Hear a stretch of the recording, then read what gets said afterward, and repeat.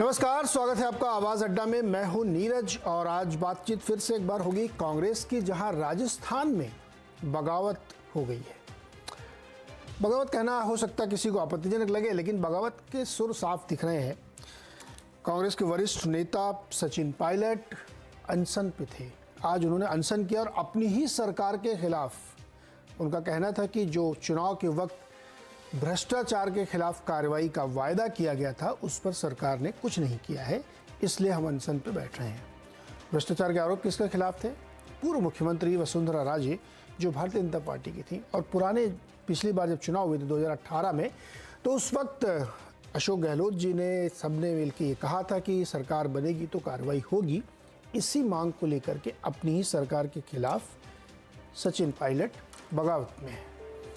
ये पहली बार नहीं हो रहा है राजस्थान में, इससे पहले भी सचिन ने ऐसा ही किया था। आपको याद होगा, थोड़ा सा पीछे जाएंगे तो करीब 12-13 विधायकों को लेकर के वो काफ़ी 2-3 दिनों का नाटक चला था। वो एक रिजॉर्ट में गए, ऐसा लग रहा था कि सरकार गिर जाएगी, लेकिन अशोक गहलोत ने किसी तरीके से उसको मैनेज किया था। ये सन 2020 की बात है। कहानी दरअसल 2018 से शुरू हो जाती है। जब 18 में चुनाव हुए थे तो उससे पहले सचिन पायलट प्रदेश कांग्रेस के अध्यक्ष थे और उनके नेतृत्व में पार्टी सत्ता में वापसी आई थी, लेकिन उनको मुख्यमंत्री नहीं बनाया गया, जो नाराजगी की एक बड़ी वजह बनी। और अशोक गहलोत मुख्यमंत्री बने और उसके बाद से लगातार ये नाराजगी, अदावत, रार रूठने का सिलसिला चलता रहा। 2018 से 2020 में फिर एक बार हुआ और अब चुनाव के साल में जब कुछ महीने बाकी हैं चुनाव के, उससे पहले फिर से पायलट बगावत पे हो गए हैं। अपनी ही पार्टी के खिलाफ बगावत। कांग्रेस वैसे भी इस वक्त जब भारत जोड़ो यात्रा निकाली, विपक्ष को जोड़ने का काम कर रहे राहुल गांधी, उस समय उनकी अपनी पार्टी में ही बगावत चल रही है। तो जहां जहां कांग्रेस की सरकारें हैं, वहां ये समस्या है, आपसी खींचतान है नेताओं के बीच में। चाहे कर्नाटक हो, वहां पे DK शिव कुमार, सिद्धारमैया के बीच में तनातनी की खबरें हैं। छत्तीसगढ़ में जाइए तो देव सिंह, KP सिंह देव और भूपेश बघेल के बीच में ऐसी रस्साकसी चल रही है। राजस्थान में आप देख ही रहे हैं। तो लगातार ये समस्याएं कांग्रेस की बनती जा रही हैं, लेकिन ताज़ा मामला है राजस्थान का, जहां पे इस बार अभी कहना बड़ा मुश्किल है कि क्या होगा, क्योंकि जो अनशन की तस्वीरें आप स्क्रीन पर देख रहे हैं, 2-3 घंटे अनशन पे बैठे और उन्होंने अपने पीछे जो फ़ोटो लगाई वो सिर्फ गांधी जी की फ़ोटो थी। उसमें कोई पार्टी की और लीडर की फ़ोटो नहीं लगाई। कई बार प्रतीकों का बड़ा महत्व होता है राजनीति में। अपने अपने लोग एनालिसिस निकालते हैं, लेकिन ना उसमें कांग्रेस अध्यक्ष का फ़ोटो है, ना सोनिया जी का फ़ोटो है, ना राहुल गांधी का फ़ोटो है, किसी का नहीं, सिर्फ गांधी जी का फ़ोटो है। यानी एक तरीके से कह सकते हैं कि आला कमान के खिलाफ भी बगावत के सुर हैं। इसी को समझने की कोशिश करते हैं कि ये जो बगावत है, ये किसी के शह पे हो रही है, स्वतः स्फूर्त है, या किस बात के लिए है? अपने फ़ायदे के लिए, क्या कि तीसरी पार्टी बना लेंगे, या कुछ और कुछ चल रहा है? इसी को आज समझने की कोशिश करते हैं। हमारे साथ जो मेहमान मैं उनसे परिचय कराऊँ, उससे पहले एक बार सचिन पायलट की बात भी सुन लेनी चाहिए उनके मुंह से कि वो क्या कह रहे हैं, फिर इस बातचीत को आगे बढ़ाते हैं। मैंने प्रदेश की सरकार और आदरणीय मुख्यमंत्री जी को लिखित में कहा था कि उन्होंने और हमने सबने मिलकर वसुंधरा जी के ऊपर तमाम बहुत सारे आरोप जड़े थे। अब जब चुनाव में 6-7 महीने रह गए हैं, जनता के बीच दोबारा हमको जाना है, इसलिए मैं चाहता था कि इस पर हम कार्रवाई करें। पत्र लिखने के बाद, 2-2 बार याद दिलाने के बाद भी जब कार्रवाई नहीं हुई तो मैंने कई पत्र लिखे मुख्यमंत्री जी को। आमतौर पर जवाब आ जाता था, लेकिन इन 2 पत्रों का जवाब नहीं आया। तो मैंने आज इसलिए अनशन रखा, राहुल जी ने, कांग्रेस पार्टी ने, पार्लियामेंट के अंदर और पार्लियामेंट के बाहर, और मैं कहता हूँ ना सिर्फ कांग्रेस ने, तमाम विपक्षी पार्टियों ने एकजुटता दिखाई है। किस मुद्दे पर दिखाई है? करप्शन के मुद्दे पर। बोल रहे हैं कि मेरे से उन्होंने बातचीत में कभी ये नहीं कहा कि ये भ्रष्टाचार का मुद्दा है, कोई बात नहीं। रंधावा जी अभी कुछ महीने पहले ही प्रभारी बने हैं। इससे पहले जो प्रभारी थे उनको मैं सारी जो प्रतिलिपियां हैं मैं मार्क करी थी और हम चर्चा करते रहते हैं। लेकिन ये करप्शन का इशू है और करप्शन के इशू हम अब तमाम बातें मीटिंग में, सभाओं में, प्रेस कॉन्फ्रेंस में, हर जगह बोलते हैं और करप्शन के खिलाफ हमें बोलना भी चाहिए। और करप्शन के खिलाफ हमारा ये संघर्ष जारी रहेगा। हम चाहते हैं कि देश और प्रदेश में स्वच्छ राजनीति हो, इसको लेकर आगे भी हम कार्रवाई करेंगे।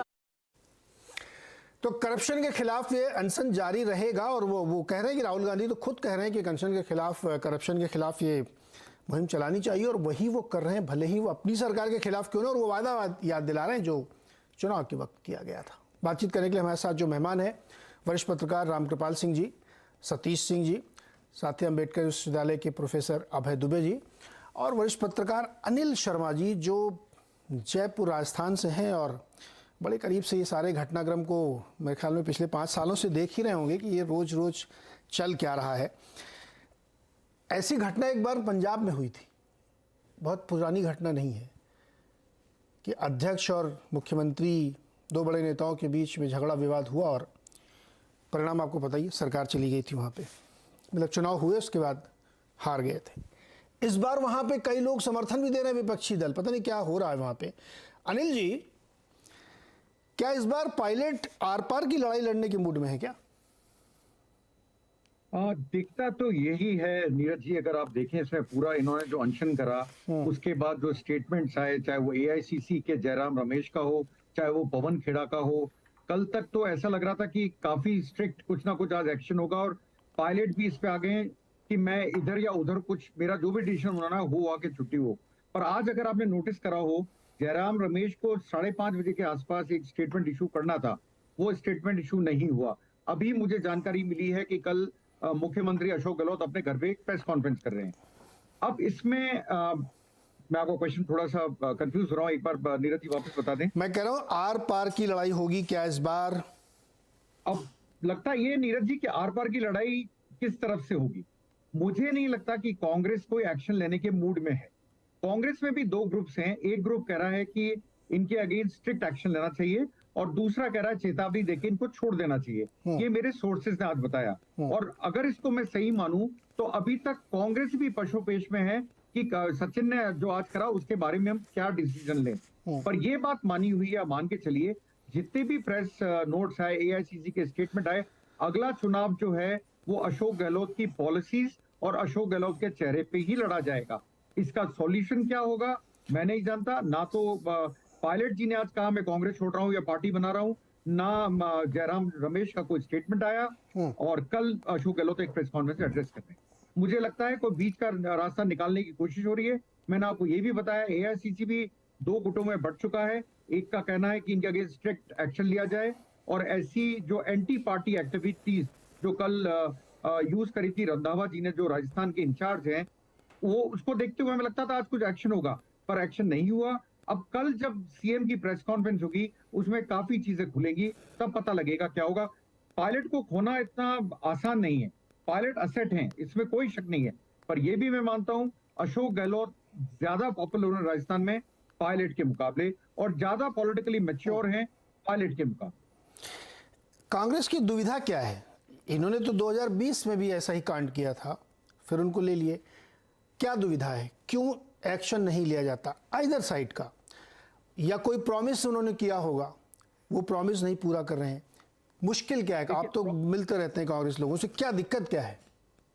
नीरज जी, मैंने आपको बोला कि इनकी दिक्कत क्या है। जब आपको याद होगा 2020 में जब ये मानेसर गए थे, मेरा एक क्वेश्चन उस टाइम भी था, एक्शन नहीं लिया गया, बिल्कुल सही बात है। इनको मानेसर जाने की जरूरत क्या पड़ी? ये एआईसीसी जाके क्यों नहीं शिकायत कर पाए? मानेसर और एआईसीसी ऑफिस में कोई ज्यादा दूरी थोड़ी है, कितनी दूरी है? एक मानेसर है, एक दिल्ली है, वहां जाके बैठते वहां धरना देते। उस समय मान लीजिए मान गए थे, एआईसीसी में माने, दिल्ली में माने, अकबर रोड में या इधर मानेसर के रिजॉर्ट में मान गए ना। तो जब वो मान गए, आपकी बात उन्होंने सुन ली, मैं ये जानने में मेरी दिलचस्पी है कि वो क्या पॉइंट है जहां पे गाड़ी फंस जाती है। या तो एक्शन ले लीजिए, उनको पार्टी से बाहर करिए, या वो जो मांग रहे उसको मान लीजिए। ये लटकाए क्यों रहते हैं बीच में? ये कांग्रेस की आदत है। अगर आप देखें, कांग्रेस को डैमेज करने के लिए कोई और पार्टी नहीं चाहिए, कांग्रेस अपने आप को खुद ही डैमेज कर लेती है। आपने बिल्कुल ठीक कहा, क्यों लिंगर ऑन करते हो डिसीजन को? जो लेना है वो लीजिए। पर डिसीजन तब भी नहीं हुआ, डिसीजन आज भी नहीं हो रहा। आज हमें सबको कहा गया कि आज हम डिसाइड करेंगे और शाम को 5:30 बजे स्टेटमेंट आएगा। वो स्टेटमेंट कहाँ है?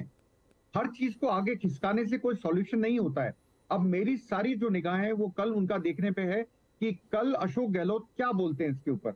आज कुछ भी नहीं हुआ। आप देखिए, उन्होंने अपना 4 घंटे या 5 घंटे का जो अनशन करना था, कायदे से 4-5 घंटे का अनशन क्या होता है? कुछ भी नहीं होता है। और अगर आपको अपनी सरकार को कुछ चीज बतानी भी है तो या तो पार्टी फोरा पे बताएंगे या कहीं और बताएंगे। उन्होंने वो भी नहीं करा। आप देखें तो मुझे लगता है कि कांग्रेस इसीलिए मार खाती है कि डिसीजन लेने में बहुत टाइम लेती है, और डिसीजन या तो दो ग्रुप हो जाते हैं या समझ में नहीं आता। और दूसरी बात है, पायलट को खोना कांग्रेस के लिए इस टाइम पे ठीक नहीं होगा, क्योंकि पायलट आप चाहे ना माने या ना माने, पर पायलट कुछ जिसे बोलते हैं मास अपील कैरी करते हैं, यंग यूथ में ज्यादा करते हैं। नहीं अनिल जी, अब क्यों नहीं लेते ये अनिल जी पिछली बार भी इनके साथ कोई बहुत ज्यादा विधायक तो आए नहीं थे, इस बार भी कोई बहुत ज्यादा विधायक नहीं है। सही है। कुछ समर्थन है क्या इनका विधायकों के बीच में? तो किस बात से कांग्रेस डरती है? खाली इसलिए कि एक मास अपील है? अगर मास अपील है, इतने बड़े नेता हैं और हैं जो कि 2020 का 18 का चुनाव उन्होंने जितवाया था, इनकी अध्यक्षता में चुनाव जीता गया, तो इन्हीं को मुख्यमंत्री बनाए थे। तो या तो आप बड़ा मानते हैं या नहीं मानते हैं। बड़ा मानते हैं तो फिर जी एक बात से मैं एग्री नहीं करूंगा कि अकेले सचिन पायलट ने चुनाव जितवाया था।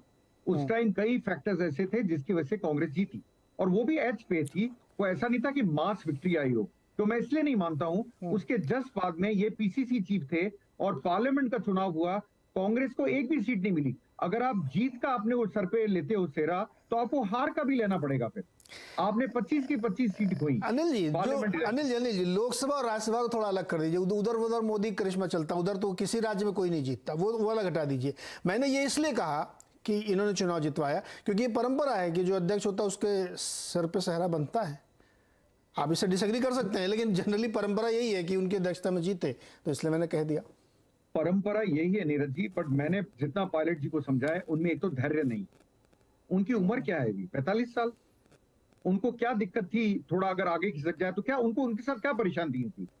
पर उनको जल्दबाजी बहुत है। एक मैं मानता हूं उनमें पॉलिटिकल इमेच्योरिटी है, उनमें नहीं है तो उनके एडवाइजर्स में है, जो उनको गलत एडवाइस देके उनको फंसा देते हैं। आज आप देखिए पायलट जी कैच 22 सिचुएशन में है।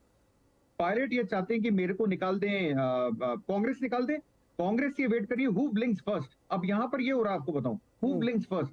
तो कांग्रेस को लगता है अगर हम निकालेंगे, कहीं ना कहीं उनकी सोच है, तो इनको सहानुभूति सिंपैथी सारी पायलट ले जाएंगे। इस चक्कर में कोई डिसीजन ही नहीं हो रहा। तो बड़ी समस्या है, दुविधा और बढ़ा दी आपने। हु ब्लिंक्स फर्स्ट, उस पे कार्यक्रम होगा जी। अभी सही बात है, हु ब्लिंक्स फर्स्ट। 45 साल की उम्र सर कम नहीं होती। आजकल थोड़ा जल्दी सब कुछ होने लगा है, इसलिए ये उम्र कम नहीं होती है। रामकृपाल जी, आप मुस्कुरा रहे हैं, सचिन के सब्र का बांध क्यों टूट रहा है? आपको कुछ अंदाजा है क्या? नीरज जी, देखिए अनिल भाई ने बहुत अच्छी तरह से किया, लेकिन एक जो आप कह रहे थे कि वो अभी उनकी उम्र ही क्या है, तो 42 या 45 साल की उम्र जो है वो सब्र की उम्र नहीं होती है, बेसब्री की उम्र ही होती है। सब्र की उम्र तो 60 साल के बाद शुरू हो जाती है या 55 साल के बाद। देखिए समस्या इस बात की है कि सचिन को मालूम है कि फ्यूचर क्या है। आप देखिए वो इस समय अध्यक्ष भी नहीं है। पिछली बार जो आप चुनाव की बात कर रहे थे तो अध्यक्ष भी थे। अभी टिकट का जो बंटवारा होगा उसमें सचिन कहीं भी नहीं है। तो आने वाला जो भी कुछ होगा, न तो वो अध्यक्ष हैं, न शायद चुनाव समिति या जो भी समिति उसमें भी उनका नाम नहीं है। तो आफ्टर ऑल उनको क्या मिलने वाला है? कांग्रेस में वो कब तक धैर्य बना के रखेंगे? और ये देखिए उनको आश्वासन आला कमान ने क्या दिया था ये तो मुझे नहीं पता, लेकिन मीडिया के और तमाम जैसा लोग 2018 में अनुमान लगा रहे थे कि भाई सचिन रहे हैं और कांग्रेस में अब नए लोगों की छुट्टी हो रही है तो नया चेहरा एक आएगा, और ये लोगों को लग रहा था कि सचिन पायलट को शायद मुख्यमंत्री बनाया जाए। मैं नहीं जानता कि यह दिया था या ये मीडिया की सिर्फ भटकले थी, क्योंकि ये तो सचिन बता सकते हैं या वो। लेकिन बीच में जिस तरह से सचिन पिछली बार जिसे कहा कि आपने मानेसर आए, रूठे और सारी चीजें, फिर संवाद हुआ, तो निश्चित तौर पर कहीं ना कहीं अगर आला कमान उनको मनाने में कामयाब रही तो तय जान लीजिए कि किसी को मनाने के पीछे उसकी आश्वासन भी उसको दिया जाता है। 10 मांगे अगर हो तो 5 मानी भी जाती हैं, लेकिन अब क्या मानी गई तो आपको पता ही है। अब आने वाला समय जो है, जो अभी 6 महीने के बाद जो चुनाव होने हैं उसमें टिकट बंटवारे में भी सचिन कहीं नहीं रहेंगे। तो आफ्टर ऑल आखिर में क्या मिलने वाला है? और देखिए एंटी इनकमेंसी जिस तरह से राजस्थान में चलता है, ऐसा नहीं है कि चूंकि 5 साल गहलोत की सरकार रही है सारी चीजें हैं।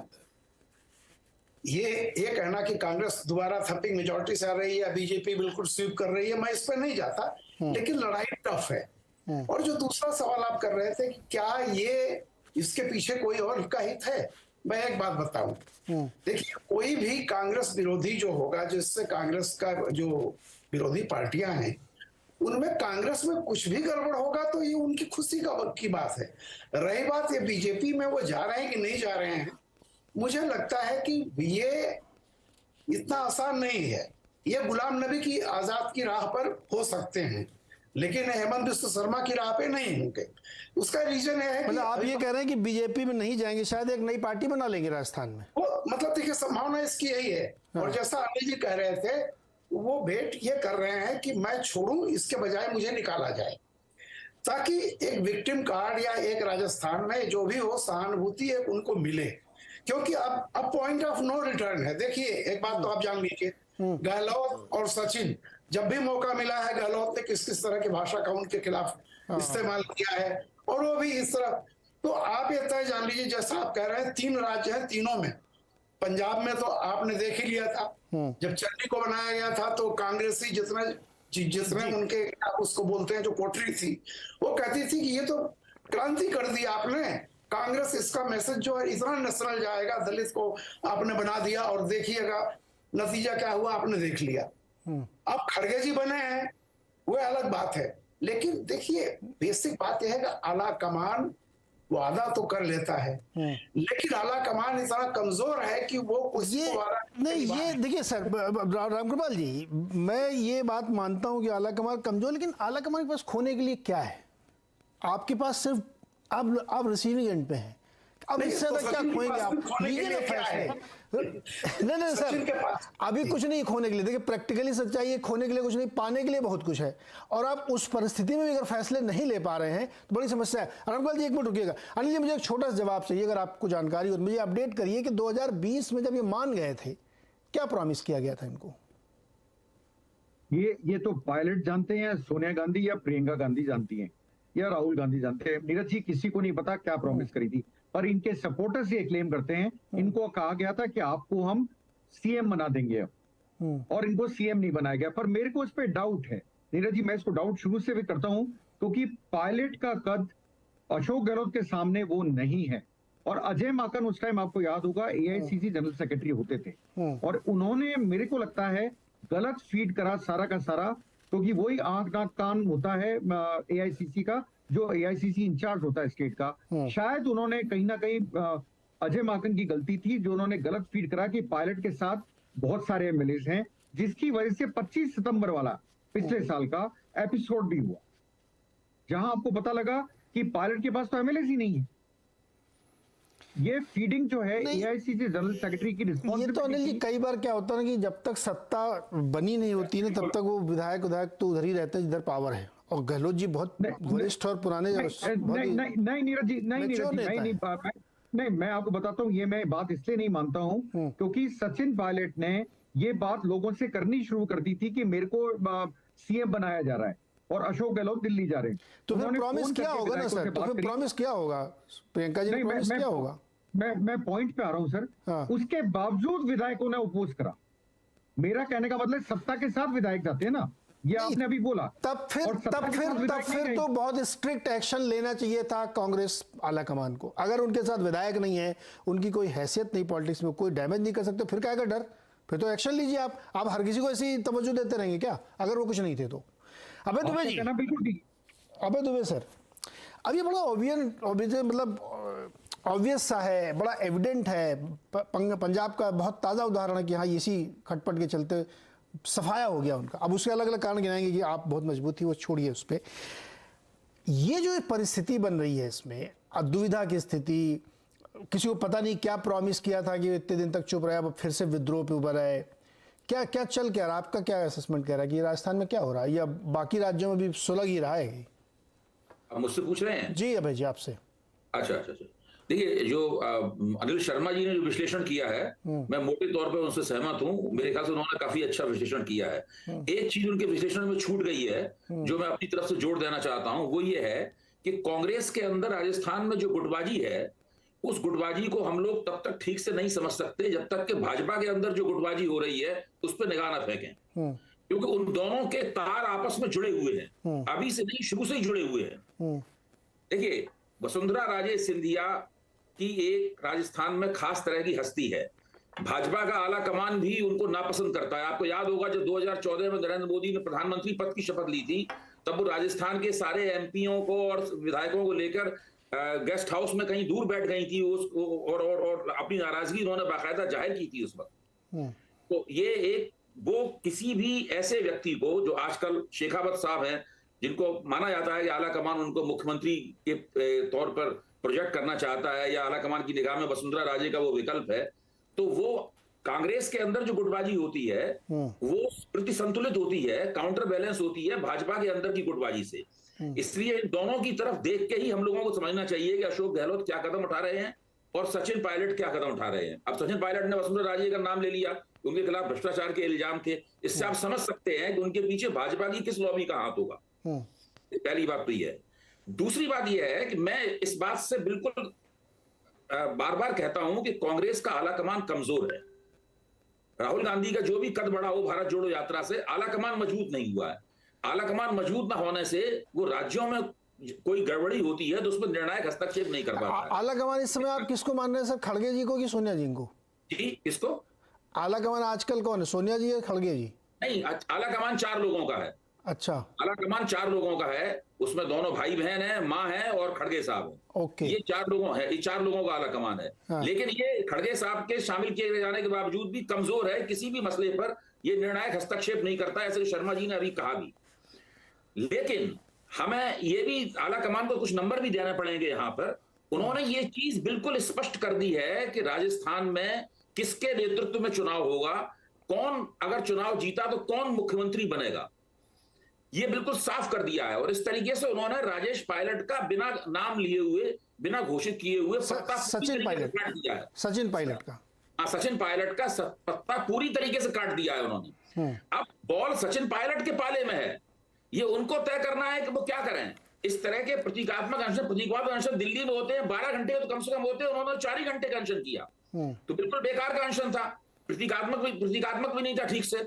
तो वो इस वक्त केवल अपनी बार्गेनिंग पोजीशन, टिकट बांटने के मामले में अपनी सौदेबाजी की स्थिति को थोड़ा बेहतर करने के लिए ये तमाम पैंतरेबाजी कर रहे हैं। इसके अलावा इसका कोई, कांग्रेस की अंदरूनी राजनीति में इसका कोई महत्व नहीं है। सचिन पायलट क्रमशः जब वो कांग्रेस के प्रदेश अध्यक्ष थे तब से अब तक, और उप मुख्यमंत्री थे तब से अब तक, उनका महत्व लगातार गिरता गया है। अब तो उन्हें बस केवल ये कोशिश करनी है कि वो गुर्जरों के एक समुदाय के नेता हैं, युवा हैं, तो कुछ हो सकता है अन्य युवाओं में भी उनकी कोई पूंछ हो, हालांकि मुझे इसमें पूरी तरह शक है। युवा भी अपने समुदाय से हटके कोई वोट नहीं देता, युवा होने के नाते किसी को हिंदुस्तान में वोट नहीं मिलते। बूढ़े लोग युवा हृदय सम्राट होते हैं, युवा लोग युवा हृदय सम्राट नहीं होते हिंदुस्तान में।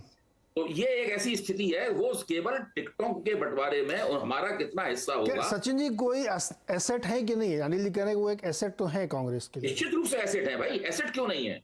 वो बहुत दिनों से कांग्रेस में है, उनके पिताजी भी कांग्रेस है, जो गुर्जर समुदाय है उसमें उनके प्रति काफी हमदर्दी है। अगर वो कांग्रेस में बने रहेंगे और कांग्रेस के लिए अगर वो ईमानदारी और मेहनत से चुनाव प्रचार करते हैं तो गुर्जर समुदाय के वोट उनकी तरफ झुक सकते हैं कि एसेट क्यों नहीं है। लेकिन इतने भी एसेट नहीं है कि उनकी वजह से लोग अशोक गहलोत को कांग्रेस नाराज कर दे या उनको पृष्ठभूमि में फेंक दे। आप ये कह रहे हैं कि चुनाव में कोई असर नहीं पड़ेगा इनकी नाराजगी राजकीय रूठने बनाने का? कोई असर नहीं है? नाराजगी असर पड़ सकता है, लेकिन अगर अभी तय हो जाएगा कि वो कांग्रेस के साथ हैं कि नहीं है, तो जो असर, जो नुकसान होने वाला है उसके खिलाफ अशोक गहलोत वाला कमान मिलकर पेशबंदी भी कर सकता है। ओके, सतीश जी क्या लग रहा है आपको, ये क्या एक नई पार्टी बनेगी क्या? देखिए उसमें आरएलपी के मिस्टर बेनीवाल, आम आदमी पार्टी भी मौके का फायदा उठा के ऑफर कर रही है, आ जाओ मेरे साथ। बसपा भी कह रही है।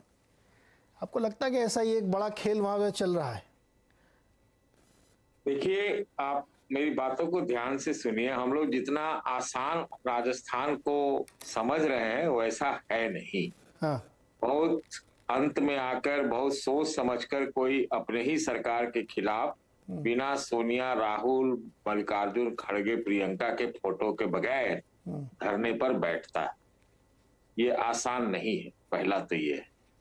तो कहीं, और वो भी वसुंधरा राजे के खिलाफ, कि वो उनकी सरकार थी, उनके खिलाफ जांच नहीं हुए, तो ठीक ही किसी ने कहा कि वसुंधरा राजे का भी जो भारतीय जनता पार्टी के सेंट्रल लीडरशिप से एक बताया जाता है उनका संबंध, और अशोक गहलोत से भी जो संबंध बताया जाता है, उसमें बहुत सारी चीजें छुपी हुई। तो पायलट साहब के बारे में अगर समझना है तो एक चीज हमको समझना चाहिए पहले अशोक गहलोत को। अशोक गहलोत ने एकाएक भारत जोड़ो यात्रा के दौरान एक चैनल के व्यक्ति को राजस्थान बुलवाकर एक इंटरव्यू दिया, जिसमें उन्होंने एकाएक फिर से सचिन पायलट को गद्दार कहा। आप ध्यान दे दीजिए उसको। उसके बाद भी सचिन चुप थे, उसके बाद भी कुछ नहीं हुआ। हम लोग को भी आश्चर्य लगता है ये बैठे वो क्यों है। तो मुझे नहीं लगता है कि इतना दिन बैठने के बाद और आज जो धरने पर बैठे हैं तो सिर्फ बैठे रहने के लिए किए हैं, कुछ नहीं इसमें बड़ा होने वाला है। आपने ठीक कहा कि सब लोग मौका ढूंढता है।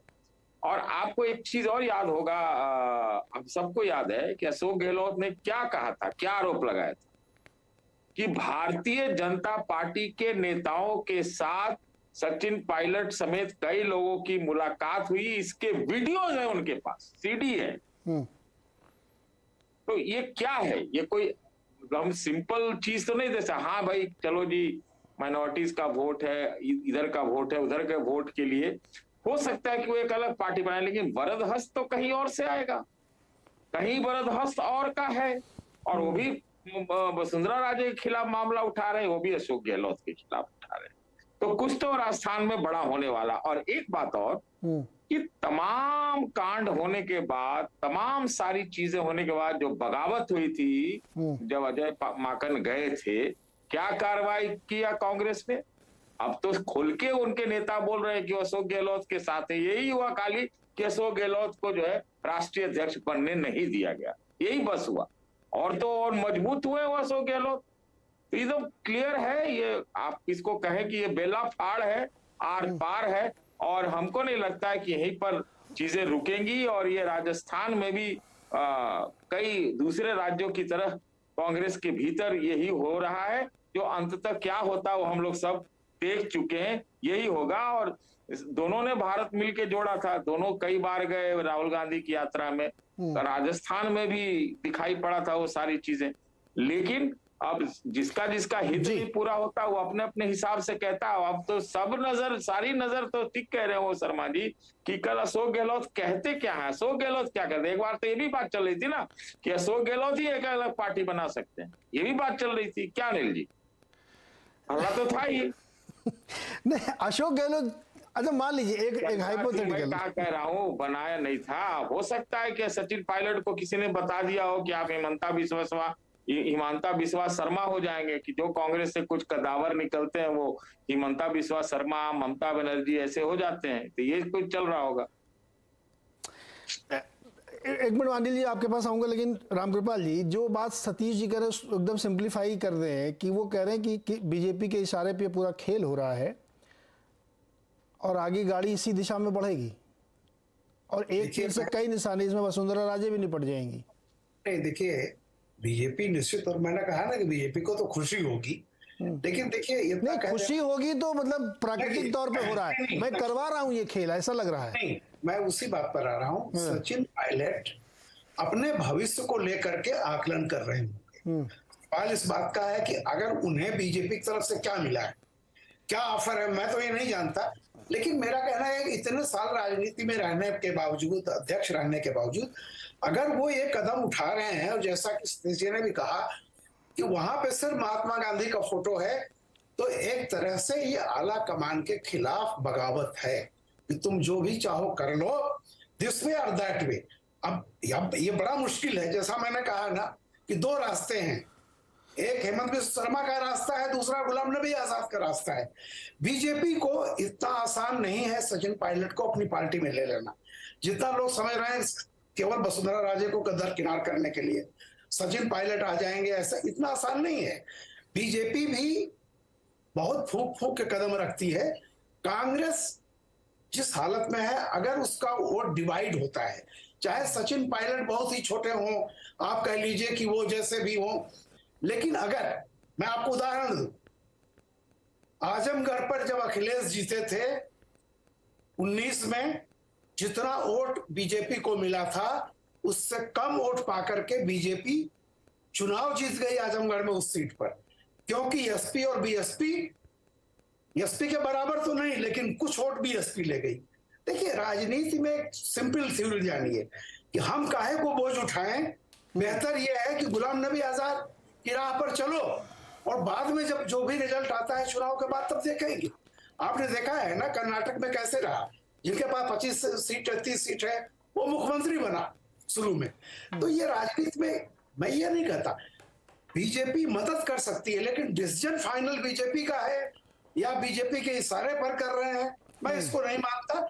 ये सचिन पायलट की खुद की मजबूरी है, वो कांग्रेस में इतने साल रहे हैं, वो देख रहे हैं उनका कांग्रेस में आगे क्या भविष्य है, जब उनको इस बार टिकट बंटवारे में भी नहीं होना पड़ेगा। जो कभी अध्यक्ष हुआ करते थे, एक फॉर्मर अध्यक्ष को आप ऐसे मुकाम पर ला दें जहां की वो आने वाले चुनाव में अपने लोगों को, कुछ लोगों को टिकट भी नहीं दिला सके, उस पार्टी में कितना दिन कोई रहेगा और आगे क्या भविष्य दिखाई पड़ रहा है।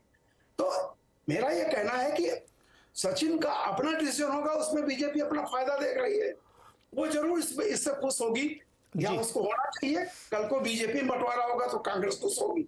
जी तो जी मेरा जी अनिल जी, आप कह रहे हैं कि अशोक गहलोत की जो प्रेस वार्ता होगी उसमें वो कुछ बात रखेंगे। मैं ये पूछना चाह रहा हूँ आपसे कि अशोक गहलोत ऐसा क्या बोल सकते हैं जो इस पूरी कहानी को टर्न एंड ट्विस्ट दे दे, इसलिए क्योंकि रंधावा जी का एक बड़ा स्टेटमेंट है जो उन्होंने कहा कि मैं तो 20 बार मिल चुका हूँ 2 महीने में, जब से बनाओ इंचार्ज बहुत बार मिले, मुझसे तो कभी कोई शिकायत नहीं करी।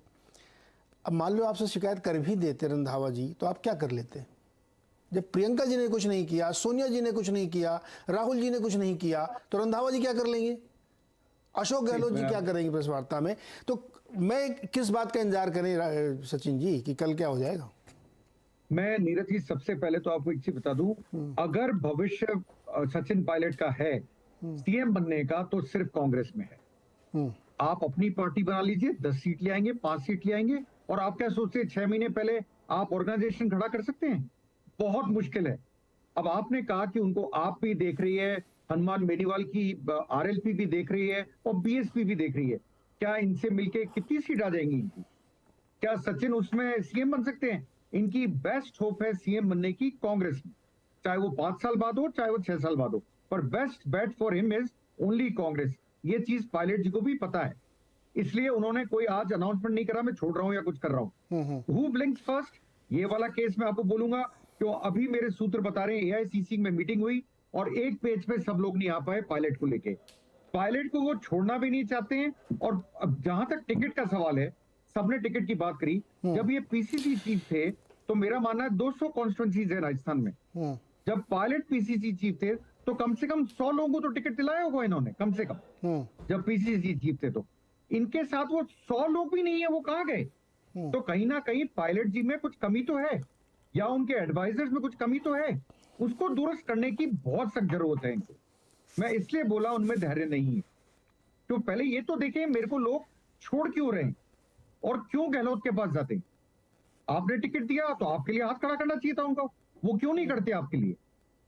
ये बहुत बड़ा क्वेश्चन है जो सचिन पायलट को खुद को जवाब देना पड़ेगा। एक चीज बताइए अनिल जी, ये बड़ा सही पॉइंट आपने रखा कि जिनको टिकट दिया आज वो भी इनके साथ नहीं है। एक तो ये सवाल कि इतना बेचैन क्यों है? देखिए, 2 परिस्थितियों में आदमी बेचैन होता। उम्र वाला तो खैर ठीक है, 45 के 50 के डजेंट मैटर। या तो आपको लगता है कि 0 होप है मेरी कांग्रेस में, कुछ भी कर लूँ मैं सीएम बन नहीं सकता, गहलोत जी अपने लड़के को बनाएंगे और मेरी सेटिंग गांधी परिवार में है नहीं, क्योंकि एक बार आपकी स्वामी भक्ति पे सवाल खड़ा हो गया तो आप जिंदगी में कुछ नहीं हो सकता। आपका पार्टी पूरी जिंदगी ऐसे काट दीजिए। जनार्दन द्विवेदी जी बहुत अच्छा एग्जाम्पल है इसके। क्या ये एक पॉइंट हो सकता है कि उनको होप नहीं लग रही कांग्रेस में, इसलिए वो बगावती तेवर उतारे हैं? या दूसरा का आप 2 बार ये कह चुके हैं कि उनके एडवाइजर उनको गलत सलाह दे। अब वो कोई बच्चे तो है नहीं सर कि 2 बार ऐसे एक्सपेरिमेंट करेंगे और उनको समझ में आ जाए, फिर भी वो बार बार कर रहे हैं। क्या रीजन क्या है? मैं तो सर अभी बोलूंगा कि उनके जो एडवाइजर्स हैं, जिनके साथ वो मिलते हैं, बात करते हैं, वो एडवाइजर्स उनके प्रॉपर नहीं है। मैं नाम किसी का नहीं लूंगा, जो उनको रोजाना ये बोलते हैं कि आप देखो स्मार्ट हो, आर्टिकुलेट हो, आप बहुत बढ़िया बोलते हो, you are a good orator, आपको सीएम होना चाहिए, और वो अगले दिन कॉलर अप कर देते हैं। तो वो जो उनके साइकोफेंसी वाले जो इर्द गिर्द लोग घूम रहे हैं, वो उनको गलत एडवाइस करें। मेरा अभी भी मानना है पायलट के लिए बेस्ट बेट है कांग्रेस, अगर सीएम बनना है तो। पर आपको मैं दो चीजें नीरज जी इसमें ऐड करना चाहूंगा।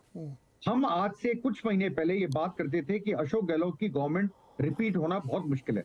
अशोक गहलोत ने रिसेंटली कुछ ऐसे डिसीजंस लिए जो इंडिया में पहली बार किसी ने लिए, और वो डिसीजन मुझे लगता है ग्राउंड पे अगर आ गए तो अशोक गहलोत बहुत टफ फाइट दे सकते हैं बीजेपी को आपके।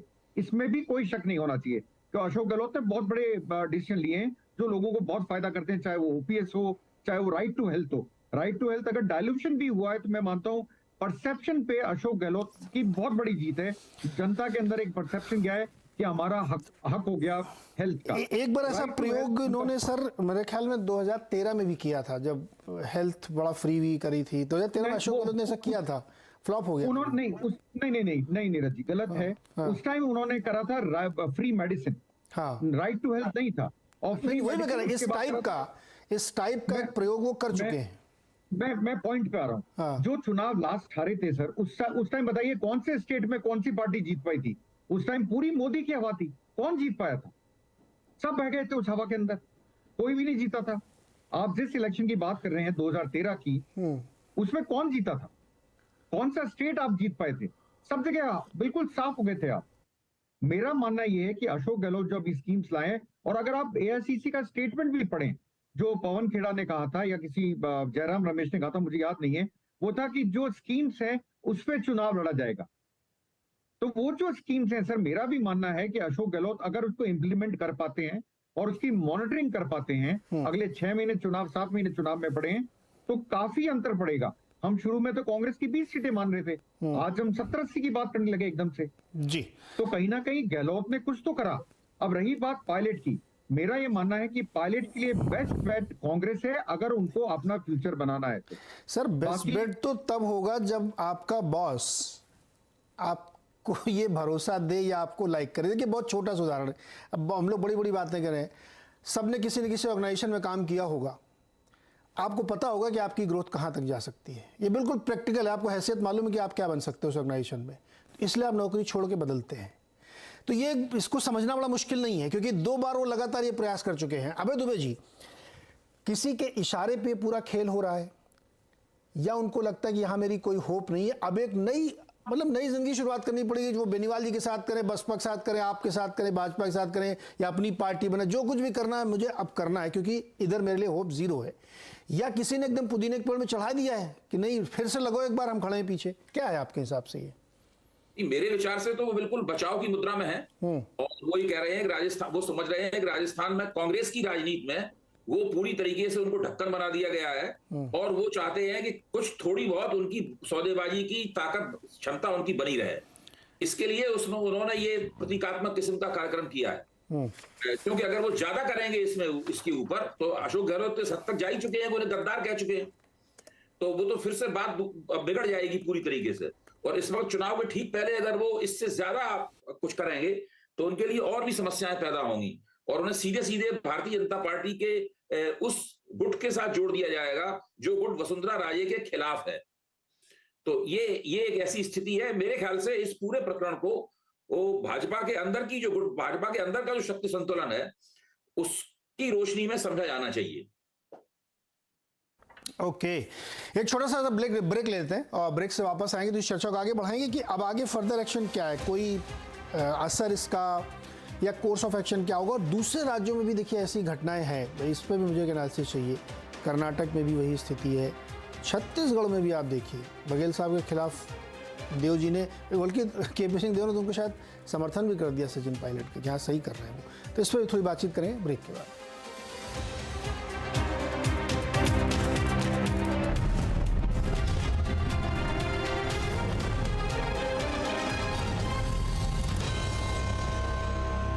Let's you and me step. Do you know में आज हम बातचीत करने वाले हैं आइशर मोटर्स की। दरअसल कभी अगर आप ताज कोलाबा या आमतौर पे मॉल में घूम रहे होंगे तो आपने एक शॉप देखा होगा या एक आउटलेट देखा होगा गुड अर्थ के नाम से। ये गुड अर्थ जो है ये यूजुअली आपको दिखाई पड़ेगा गिफ्ट आइटम के लिए या वेस्टर्न इंडो वेस्टर्न क्लोथिंग के लिए। दरअसल आयशर मोटर की शुरुआत जब हुई थी तब इस कंपनी का नाम था गुड अर्थ और वहां से कंपनी धीरे धीरे आगे बढ़ना शुरू हुई। आज जो कंपनी के चेयरमैन हैं सिद्धार्थ लाल, उनकी मदर का जो प्रोजेक्ट है उसका नाम है गुड अर्थ और आज भी वो रिटेल आउटलेट्स के तौर पर आप आमतौर पे देखेंगे भी। तो अक्सर मुंबई में, अक्सर किसी हाई प्रोफाइल मार्केट्स में आपको शायद गुड अर्थ के नाम से कुछ प्रोडक्ट बिकते हुए दिखाई पड़े। अब लौटते हैं आयशर मोटर्स के ऊपर। दरअसल आयशर मोटर की शुरुआत 1948 में हुई थी और तब जब ये गुड अर्थ होती थी तब इसका जो कामकाज होता था वो इंपोर्टेड ट्रैक्टर्स को इंपोर्ट करना, उनके पार्ट्स को इंपोर्ट करना, उसे असेंबल करना और उस असेंबल करने के बाद उसको बेचने का काम ये उस समय पर गुड अर्थ का होता था। धीरे धीरे वो गुड अर्थ से आयशर बनी और आयशर से होते हुए आज आयशर मोटर्स आपके सामने है। मेजरली रॉयल एनफील्ड ज़्यादातर प्रोडक्ट आप उसके देखेंगे। लेकिन और इंटरेस्टिंग फैक्ट में एक फैक्ट ये भी है कि 1959 में इस कंपनी ने एक ट्रैक्टर डिवीज़न जो कि जर्मन ट्रैक्टर कंपनी थी, आयशर ट्रैक्टर, उसको मर्ज करने के बाद बनाया और उसके बाद से ट्रैक्टर कारोबार के अंदर प्रोमिनेंटली इंडिया में एक्सपैंड करते हुए दिखाई पड़े। एक और इंटरेस्टिंग फैक्ट ये भी है कि एक समय पर एक कंपनी के 15 अलग अलग बिजनेस होते थे जिसके अंदर ट्रक्स, मोटरसाइकिल्स, कंपोनेंट्स, फुटवेयर और साथ साथ गारमेंट जैसे कुछ अनरिलेटेड बिजनेस भी थे और जिसकी वजह से ये कंपनी काफी मासिव लॉसेस में थी। रॉयल एनफील्ड जो इस कंपनी का सबसे ज्यादा बिकने वाला प्रोडक्ट है वो एक समय पर लॉस में था और करीब करीब 20 करोड़ रुपए के आसपास का लॉस आया था और एक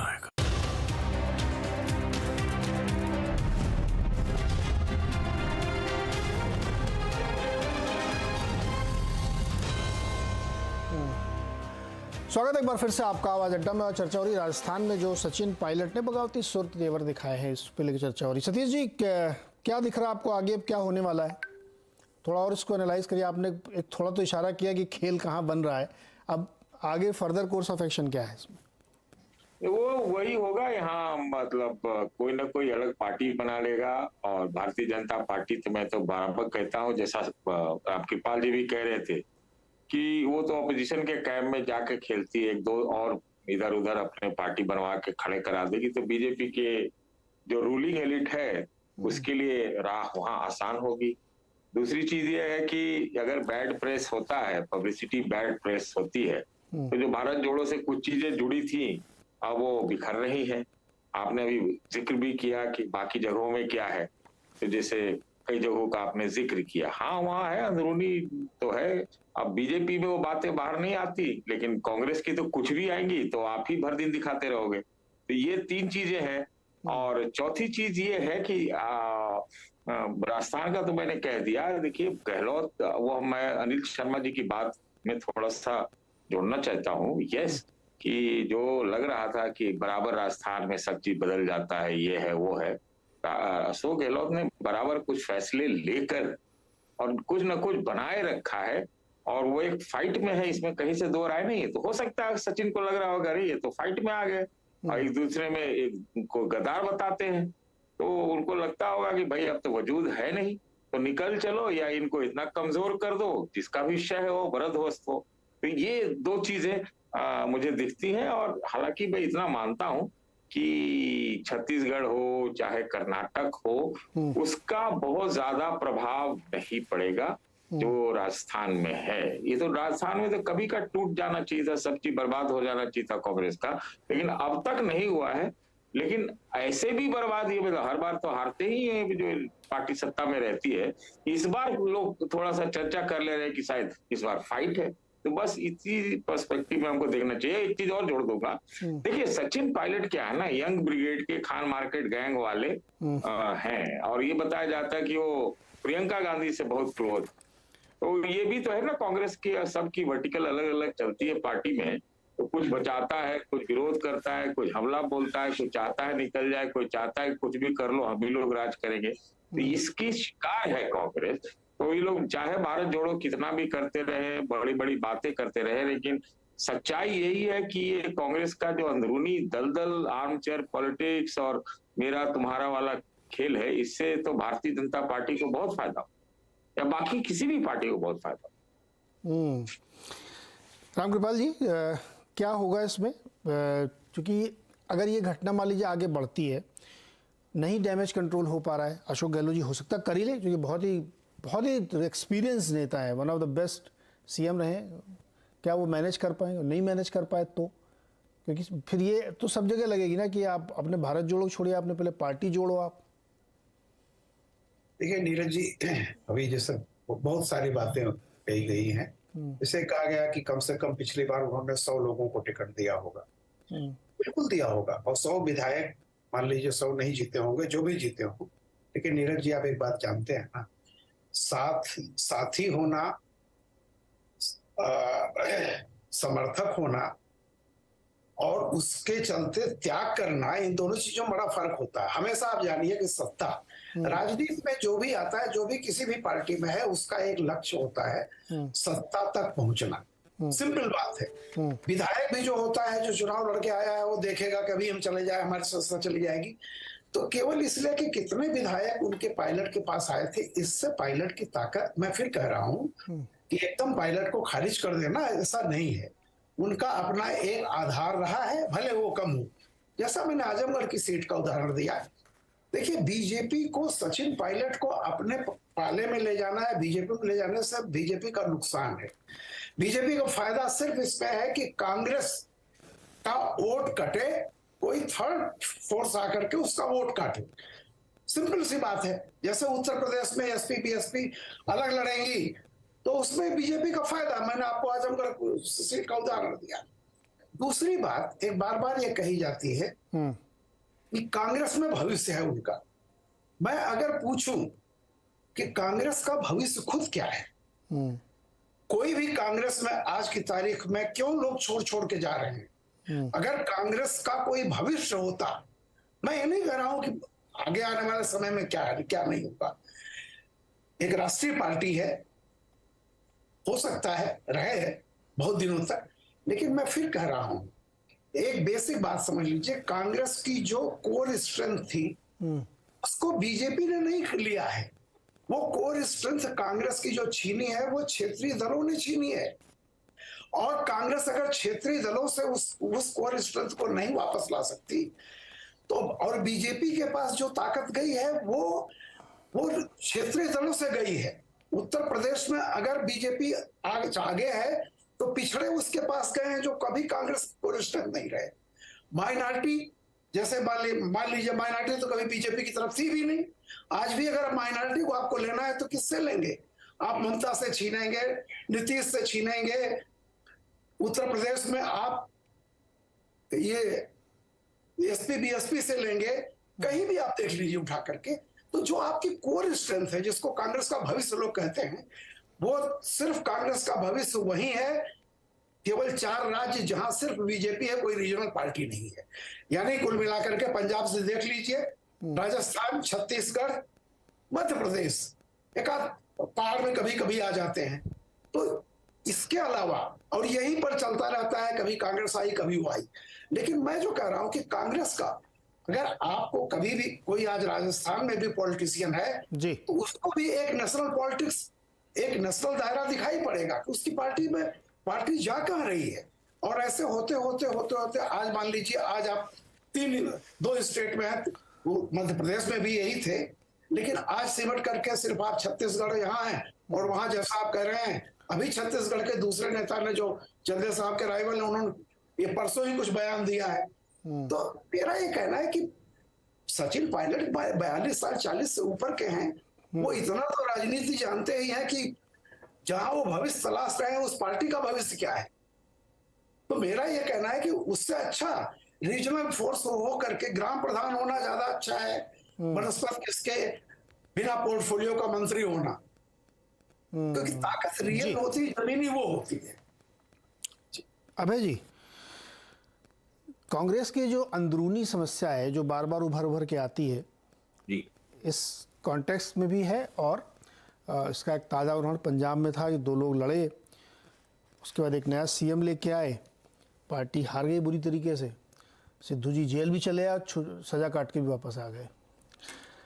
ऐसा ही घटनाक्रम आप बहुत जगहों पर देखें, बीच बीच में सुलगता रहता है। मैं ये समझना चाहता हूँ कि कांग्रेस में प्रॉब्लम को सॉल्व करने की क्या पद्धति अपनाई जाती है? कारपेट के नीचे दबाओ, वक्त अपने हिसाब से सुलझा देगा, या फिर उनको लगता है कि ऐसे ही राजनीति चलती है, उलझा के रखो सबको? देखिए, इंदिरा गांधी के पहले वो पद्धति दूसरी थी, इंदिरा गांधी के बाद से वो पद्धति बदल गई। इंदिरा गांधी के पहले तो ये था कि राज्यों के जो नेता होते थे उनकी हैसियत जवाहरलाल नेहरू से कोई खास कम नहीं होती, तो सब बराबर के स्तर पे थे। जवाहरलाल नेहरू थोड़े से बड़े होते थे उनसे, और उन राज्यों का प्रतिनिधि कांग्रेस आला कमान में भी होते थे, तो उन राज्यों एक संतुलन बना रहता था पूरी पार्टी में, संगठन के अंदर। इंदिरा गांधी के जमाने में परिस्थिति बिल्कुल बदली, बाकायदा पीएमओ को बहुत ताकत प्राप्त हुई और इंदिरा गांधी एक सदस्यीय आला कमान बन गई, और फिर वो जो चाहती थी वो करती थी, और राज्यों में जैसे चाहती थी उससे परिवर्तन करती रहती थी, मुख्यमंत्री बदलती रहती थी, उनके खिलाफ किसी को बगावत करने की हिम्मत नहीं थी। जो अभी जो गठजोड़ सरकार का दौर चला, तो सोनिया गांधी का जो कद काफी ऊंचा हुआ, लेकिन बाद में वो हार 2014 में पराजय के बाद में अभी तक कांग्रेस के आला कमान ने न तो गठजोड़ सरकार के दौर वाली हैसियत प्राप्त कर पाई है, और इंदिरा गांधी के दौर की हैसियत तो प्राप्त करने से वो बहुत दूर है। कांग्रेस पार्टी का आला कमान बहुत कमजोर है, वो चिंतन की दृष्टि से भी कमजोर है, रणनीति की दृष्टि से भी कमजोर है, और डरता है। वो हस्तक्षेप नहीं करता राज्यों की राजनीति में, लोग उसको छोड़ के जा रहे हैं, इसकी वजह से और ज्यादा डर हो गया है। जैसे कहते हैं ना, ये डर का एक दुष्चक्र है जिसमें कांग्रेस पार्टी का आला कमान बुरी तरह से फंसा हुआ है। वो किसी भी सवाल पर कोई निर्णय नहीं लेता। अब राजस्थान में उसने कुछ कोशिश की है निर्णय लेने की, लेकिन वो भी आधा अधूरा है।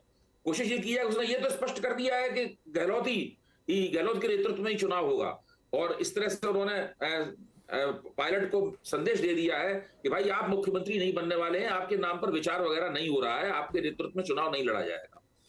लेकिन साथ में वो पायलट को यह भी नहीं कह पाए स्पष्ट रूप से कि आप ठीक से पार्टी में रहिए वरना पार्टी छोड़ दीजिए या हम आपको निकाल दें, ये भी नहीं कह पाए हैं। तो इतना दूर तक जाने के बावजूद भी वो उसने पूरा निर्णायक हस्तक्षेप नहीं किया है। ये कांग्रेस आला कमान की समस्या है। इसी समस्या के कारण आप जगह जगह, जो भी छत्तीसगढ़ की दिक्कत भी इसी तरह की है, मैं तो बार बार इस बात को कहता हूं, छत्तीसगढ़ में जूदेव के द्वारा कहा जाता है कि भाई उनको मुख्यमंत्री बनाने का 2.5 साल बाद आश्वासन दिया गया था। अब आला कमान की तरफ से इस चीज का खंडन भी नहीं होता, स्पष्ट रूप से समर्थन भी नहीं होता, और जो मुख्यमंत्री है वो मुख्यमंत्री बने हुए हैं, उनको हटाया। मतलब इसका मतलब ये है कि आला कमान ने व्यवहारिक रूप से उसी मुख्यमंत्री के पक्ष में अपनी मोहर लगा दी है, भूपेश बघेल, और तो इस तरह सब गोलमोल चलता रहता है उसके अंदर। इसका नुकसान भी होता है, और कभी धोखे धड़ाके से इसका फायदा भी हो जाता है, जैसे हिमाचल प्रदेश में हुआ। ये समस्या है। अनिल जी, फाइनल कमेंट आपका होगा इससे। तो मतलब जो भी बड़े अच्छी व्याख्या की फैसला क्यों नहीं ले पाते, पता नहीं क्यों डरते। अब तो आप मतलब रिसीविंग एंड पे है सर, आप तो दनादन फैसले लेने चाहिए। लेकिन एक बात क्या, अच्छा एक अभी ये छोटा सवाल, ये जो 4 लोगों का आला कमान आपने बना दिया है, क्या ये भी एक अपने आप में समस्या है क्या? ये 4 लोग तय कर रहे हैं, जैसे बघेल साहब जो हैं वो प्रियंका जी के बहुत करीब माने जाते हैं, ऐसा गहलोत जी राहुल जी के करीब माने जाते हैं, ऐसा कई बार चुनाव देखा था, यूपी चुनाव बड़ा बघेल जी एक्टिव थे और राहुल जी प्रचार करने भी नहीं गए थे। ये अपने आप में समस्या है क्या, 4 लोगों का आला कमान? अलग अलग राज्यों ने इन लोगों ने इलाके बांट रखे। अच्छा, जैसे कि प्रियंका, मेरा अपनी रीडिंग ये है कि प्रियंका गांधी के हाथ में पंजाब था, और प्रियंका गांधी ने यूपी को अपने हाथ में ले रखा है। तो पंजाब का कबाड़ा मैं मानता हूं प्रियंका गांधी ने किया। सिद्धू साहब पूरी तरीके से प्रियंका गांधी के आदमी थे, उन्हीं की शह पे अमरिंदर सिंह के खिलाफ उनको इस्तेमाल किया गया। वो वहां से आते थे और प्रियंका गांधी से मिलते थे और फिर बड़े बड़े बयान दिया करते थे। राहुल गांधी ने कोई खास ठोस रिस्पॉन्सिबिलिटी राज्यों की ले नहीं रखी है। सोनिया गांधी अपने एक जमाने में बहुत दावे के साथ राजनीति करती थी और उनकी बात पे चलना पड़ता था। अब वो अपने बेटे और अपनी बेटी की बात को काटती नहीं है और वो जो चाहते हैं वो करते रहते हैं। खड़गे साहब आए हैं, खड़गे साहब के पास कौन से अधिकार हैं ये शायद खड़गे साहब को भी ठीक से नहीं मालूम है उनके पास क्या अधिकार है। शायद कर्नाटक के मामले में उनकी कुछ बात चलती होगी और बात कुछ कहने का वो साहस कर पाते होंगे, वरना खड़गे भी नाम मात्र के ही अध्यक्ष हैं। उनको अध्यक्ष बना जरूर दिया गया है, एक चुनाव के जरिए वो अध्यक्ष बने हैं, लेकिन अध्यक्ष के तौर पर जिस दबंगई के साथ में और जिस निर्णय क्षमता के साथ कर्नाटक में तो सर खड़गे साहब को आते नहीं हो। कर्नाटक में तो उनका कोई नाम नहीं लेता, कर्नाटक में तो डीके शिव कुमार और सिद्धारमैया की चर्चा चलती, पता नहीं खड़गे साहब का वो तो चर्चा चल ही रही है, लेकिन मेरा कहना है कि वो इंटरफेयर कर पाते होंगे सहमति हो, थोड़ा बहुत। हाँ, खड़गे साहब की सहमति हो। अच्छा अनिल जी बताइए, फिर ये मामला ऐसे ही सुलझ जाएगा? ठीक है, कुछ दिन तक चिल्लाएंगे, धरना प्रदर्शन करेंगे, उसके बाद शांत हो जाएंगे, एक स्टाइल ये होती है, या कुछ इस बार होगा? आर पार, जो पहला सवाल मेरा था वही फिर से, ये आर पार की लड़ाई है या ऐसे ठंडे बस्ते में जाएगा? आज की तारीख में आप मेरे से पूछे, मुझे लगता है कर्नाटक के चुनाव तक कुछ नहीं होगा राजस्थान में। हाँ, मुझे ये लगता नहीं है कुछ होगा। पॉलिटिक्स में आप जानते हो सब चीज पॉसिबल है, पर आज को देखते हुए मुझे लगता है, क्योंकि वो उधर AICC में भी जो मेरे सूत्र हैं बता रहे हैं कि 2 फाड़ हो गया, तो डिसीजन अभी कुछ नहीं हुआ, और मैं मानता हूं कि ये कर्नाटक के चुनाव तक कुछ नहीं होगा। अगर होगा तो उसके बाद होगा। मुझे बहुत दूर का हिसाब किताब लगता है। कल मुख्यमंत्री की तरफ सबकी निगाहें हैं, मुख्यमंत्री इसके ऊपर, तो आप देखें पिछले कुछ दिनों में मुख्यमंत्री का कोई स्टेटमेंट नहीं आया इसके ऊपर। पायलट ने जो करा, पहले अनाउंस करा, उसके बाद धरना, आज अनशन करा, और 2 दिन निकल गए, पर मुख्यमंत्री इसके ऊपर कुछ नहीं बोले। अभी तक उन्होंने कुछ नहीं बोला। जो भी स्टेटमेंट आया वो दिल्ली से आए। आपने एक क्वेश्चन पूछा था, मैं मानता हूं पायलट जी का ये प्रेशर टैक्टिस है। बेसिकली 2 चीजें हैं, pressure tactics combined with frustration, कि मेरे को तो कुछ नहीं मिल रहा, तो प्रेशराइज कर रहे हैं इस तरह से कि मेरी तरफ देखिए, मुझे कुछ दीजिए। बेसिक चीज ये है इसमें। लेकिन इस बार से हमको लगता है थोड़ा सा आगे निकल गए हैं। जिस तरह से उन्होंने फोटो तो नहीं लगाई, प्रतीकात्मक रूप से ही तो होता है, लेकिन ये आला कमान को चैलेंज और धरना दे। पर नीरज जी, हाईकमांड ने आज तो कोई फैसला ही नहीं करा। नहीं, वही तो मैं कह रहा हूँ कि सर इस बार जो है ना, कई देखिए, आला कमान फैसला ना ले वो एक अलग इशू है, गहलोत जी कुछ ना करे वो अलग चीज, लेकिन जनता के बीच में तो मैसेज जा रहा है ना कि घर में कलह मची हुई है। पर नीरज जी एक चीज समझिएगा, जो सतीश जी, अभय जी बोले थे, बीजेपी ज्यादा टूटी हुई है राजस्थान में बनिस्बत कांग्रेस के आज की तारीख। ठीक है, वो ये चीज आप नहीं, वो तो हो सकता है कि मैंने कहा ना कि सर रामकृपाल जी ने एनालिसिस किया, सतीश जी ने किया था कि एक तीर से कई निशाने सध रहे हों, लेकिन ये पॉलिटिक्स के लिए बड़ा खतरनाक गेम होता है। लेकिन बहरहाल देखेंगे हम लोग आगे कैसे सिचुएशन बनती है, क्योंकि उत्तर प्रदेश इसका बड़ा अच्छा उदाहरण है। सुहेल देव जी की पार्टी और पता नहीं कौन सी छोटी छोटी पार्टियों ने मिलकर एकदम खेल कर दिया था। तो अगर मान लीजिए इनके पास थोड़े से भी वोट होंगे, जिनको मान लीजिए कि थोड़ा प्रभावी हैं सचिन जी, तो ये राजनीति में काफ़ी उथल पुथल हो सकती है, क्योंकि अभी यहाँ तक बाईपोलर चुनाव होते थे, मल्टीपोलर भी हो सकते हैं। लेकिन बहरहाल हम लोग नज़र बनाए रखेंगे और अनिल जी जुड़े रहेंगे हमारे साथ, देखें क्या क्या डेवलपमेंट्स होते हैं। बहुत बहुत शुक्रिया सर हमारे साथ जुड़ने के लिए शो, बहुत बहुत शुक्रिया।